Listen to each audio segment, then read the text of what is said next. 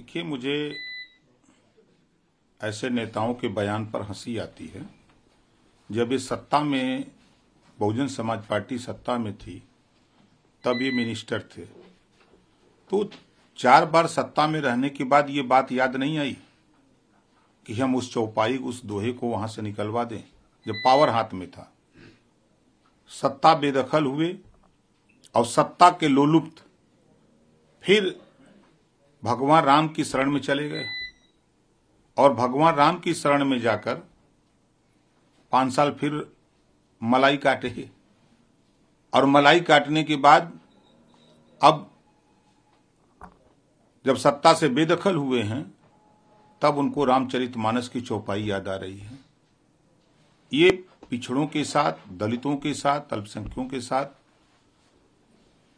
दुर्भाग्यपूर्ण है कि जिन पे पिछड़ा, दलित, अल्पसंख्यक विश्वास करता है, वो समाज के नेता सत्ता में रहते हैं, तब उनको ये सब चीजें याद नहीं आती हैं। सत्ता से बेदखल होने के बाद इनको याद आती है। क्या लगता है जो बयान दिया उनकी पार्टी, समाजवादी पार्टी में, क्या पार्टी का बयान मानते हैं उनका या उनका व्यक्तिगत बयान? मुझे याद है रामलौटन निषाद पिछड़ा वर्ग प्रकोष्ठ का प्रदेश अध्यक्ष था समाजवादी पार्टी का। इसी तरह का बयान कोई दिया था तो समाजवादी पार्टी ने उसको पार्टी से निष्कासित कर दिया था। क्या समाजवादी पार्टी ऐसे बयान पर, समाजवादी पार्टी के नेता ने जो बयान दिया है, क्या समाजवादी पार्टी ऐसे नेता को रामलौटन निषाद जी के तर्ज पर, जब आपने रामलौटन निषाद जी को पार्टी से निष्कासित किया, तो क्या ऐसे बयान देने वाले को समाजवादी पार्टी निष्कासित करेगी? सवाल खड़ा होता है।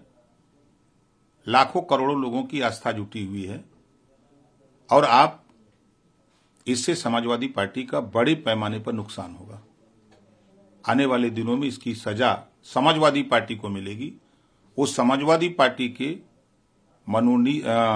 समाजवादी पार्टी के एमएलसी हैं, अभी कुछ ही दिन पहले चुने गए हैं, तो समाजवादी पार्टी के नेता हैं, समाजवादी पार्टी से चुनाव लड़े, तो निश्चित है कि उनके बयान को हम तो जब सुने तो मुझे आश्चर्य लगा कि जब आप सत्ता में रहे तो आप पिछड़े, दलित, अल्पसंख्यक के लिए जातिवार जनगणना याद नहीं आई, एक समान अनिवार्य फ्री शिक्षा याद नहीं आई, गरीबों का इलाज फ्री करने के लिए बात याद नहीं आई, आप घरेलू बिजली का बिल माफ करने की बात याद नहीं आई।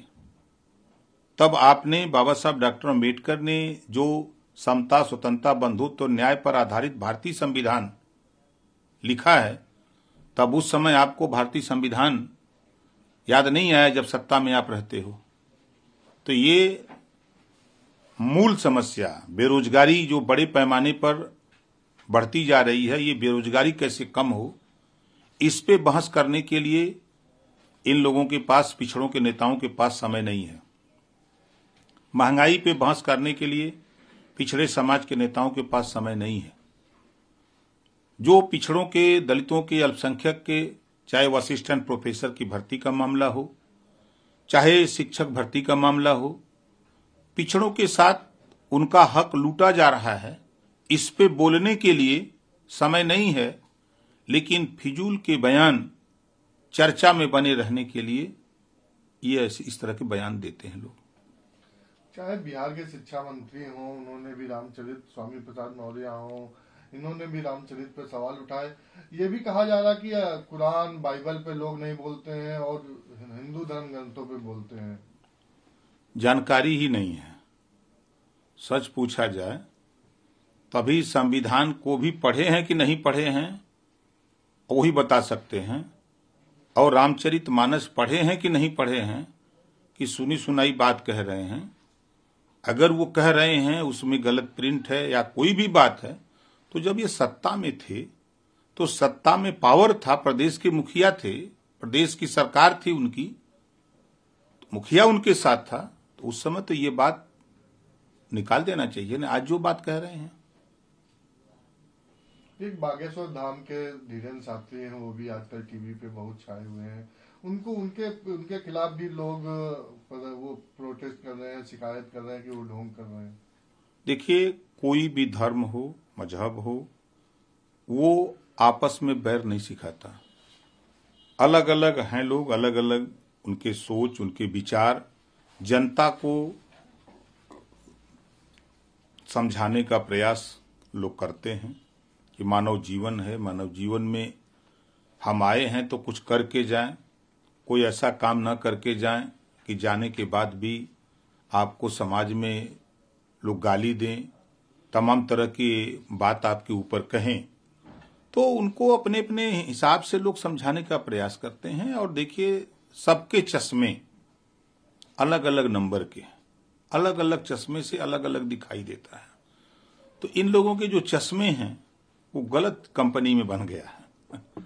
इस नाते इनको तो पहले चश्मा बदलवाना चाहिए। ये जो इस तरह के बयान दे रहे हैं, इनको अपना चश्मा बदलवा लें और सही चश्मा लगवा लें और सही ढंग से पढ़ें। क्या मानते हैं कि स्वामी प्रसाद मौर्य को आगे आके माफी मांगनी चाहिए जो बयान दिया है? पहले तो समाजवादी पार्टी ने जिस तरह रामलोटन निषाद के खिलाफ कार्रवाई की थी, क्या समाजवादी पार्टी उस रास्ते पर चल करके ऐसे बयान देने वाले साथी के खिलाफ कार्रवाई करेगी? सवाल यहां खड़ा होता है। एक को तो आपने बाहर किया, उसको आपने ये सजा दिया कि पार्टी से निष्कासित कर दिया। इनको क्या दोगे? पुरस्कार दोगे? रसमलाई खिलाओगे? समाजवादी पार्टी अब तो यही फंसा है दाव ना। अगर वहां समाजवादी पार्टी में जो भी निषाद, बिंद, केवट, मल्ला, माझी, मजवार, तुरहा, तुरैया अगर वहां है, उसको सवाल करना चाहिए कि मेरे भाई को अगर तूने पार्टी से निकाला इस बयान पर, तो आज इनके खिलाफ भी कार्रवाई तुम्हें करना चाहिए। ये बयान देना चाहिए समाजवादी पार्टी के जो निषाद, बिंद, केवट, मल्लाह के बेटे हैं, जो उनकी पार्टी में हैं।